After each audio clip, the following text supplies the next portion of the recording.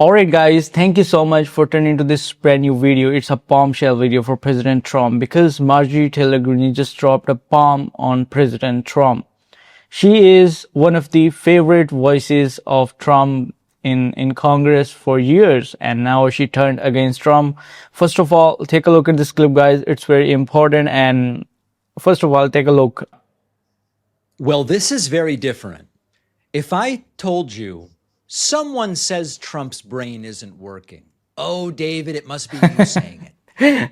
It's not just Pac-Man. A lot of political commentators, they are claiming his brain, President Trump's brain, is unstable.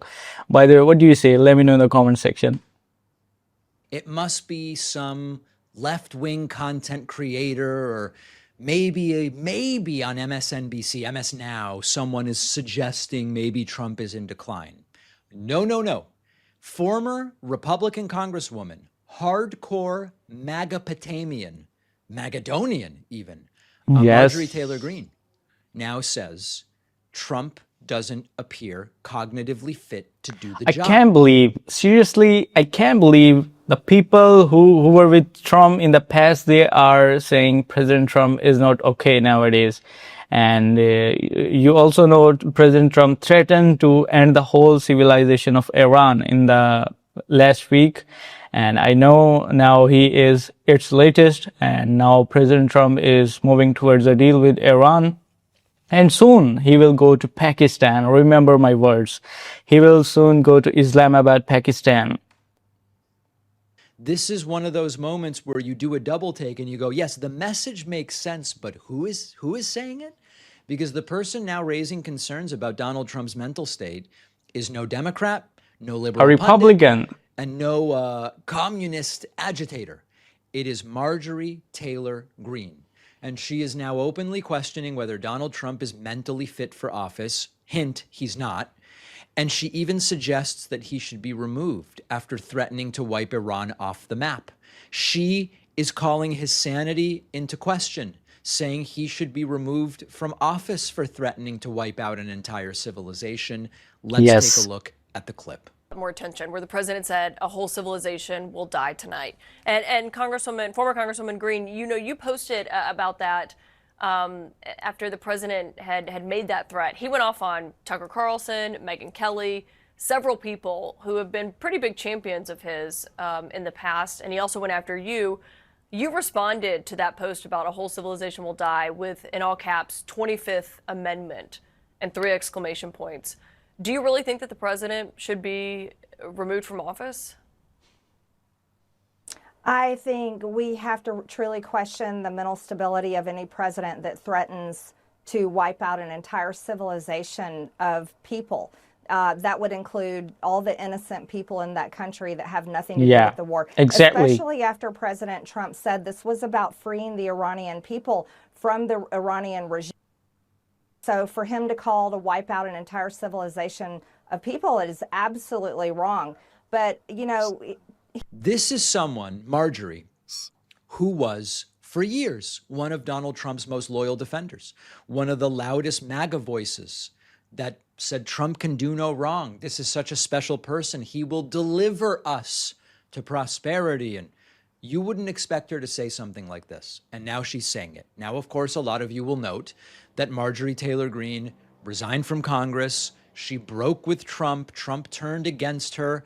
So this is not coming from someone currently inside the MAGA movement or a current elected official. That's true. She doesn't have anything to lose, and that is important context. But the bigger point that I want to make, and I believe actually matters more, is that for every Republican, she's still a Republican. She's not an elected official. She broke with Trump. But for every Republican who publicly says something like this, no matter the circumstances, there are many more who are thinking it. It's sort of like an iceberg. I don't even know if it's true, but you hear that thing about the iceberg you see above the waterline is like 10% of the iceberg, or only 5. So there's another 90 or 95% below the surface. When a Republican says this, it's not only because she is no longer a congresswoman that she believes this. It might be why she's saying it, but there are a whole bunch of other Republicans who are thinking this exact same thing. They see the clips that we see. They hear the disjointed speeches that we hear. They watch the interviews where Trump rambles and confuses names and drifts off and escalates into extreme rhetoric that makes no sense. They're not unaware. The difference is they're too cowardly to say. Let's stop for a moment. I just want to share. I remember I'm from Asia. I'm a student of US politics. I'm making videos since 2 or 3 years now, maybe 4 years. And I remember the Biden era. At the time, President Trump used to say, "Hey, sleepy Joe Biden." He always mocked Biden for being aged and for being, he always say President Biden is unstable. Now look at the time, it's the opposite, and President Trump is facing all the allegations that Trump used to mock Biden for. Now everybody is saying, please have a checkup, please look at the Trump mental health, and he is facing some cognitive issues, he is not stable. What he is saying, what he is doing inside the USA, he used to mock Biden for this. And that's ultimately what this comes down to. Just imagine for a second what would happen if even a fraction of Republican elected officials, even if it was 1% of all of them at the state and federal level, if they decided to be honest at the same time. And instead of pretending that everything's fine, oh, that whole thing about Trump's brain, that's just left-wing propaganda. If they said, nah, his behavior is concerning. I agree with his tariff policy. I don't know why, but I agree with his tariff policy, but this isn't normal. Something is wrong with the guy. Instantly, if that happened, the national conversation would change, and you would suddenly have real bipartisan discussions about fitness for office. You would have at least the possibility of accountability, and you might even have the beginning of something resembling normal politics again. But they don't do it because they are afraid.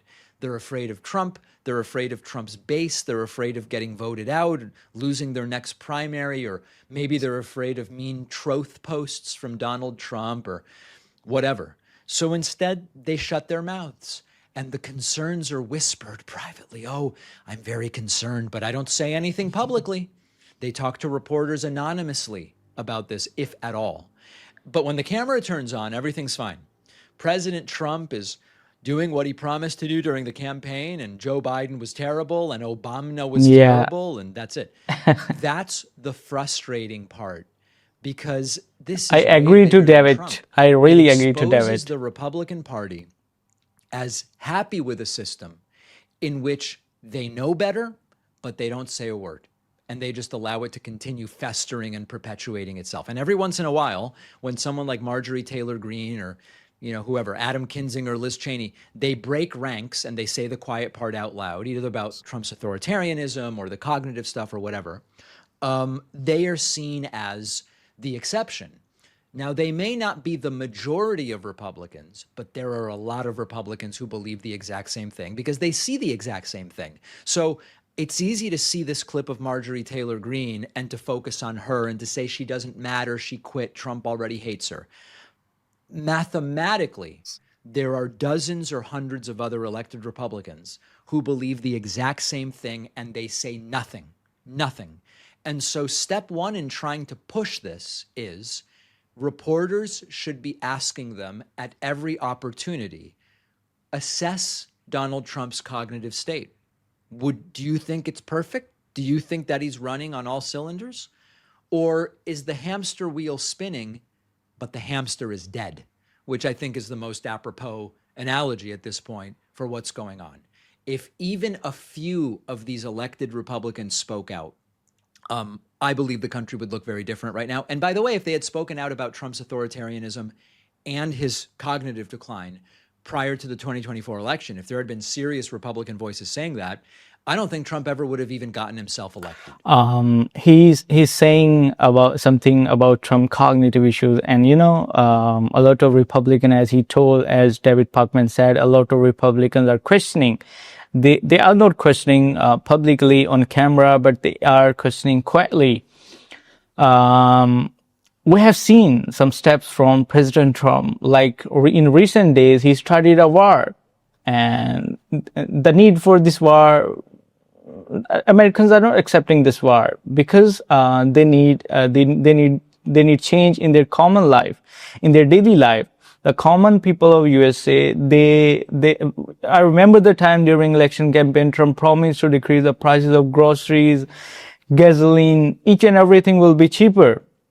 But what we can see now, due to this war, you can see the gasoline prices. By the way, from which state you're watching this video, let me know in the comment section what is the condition of your state about the gasoline prices and all the other stuff.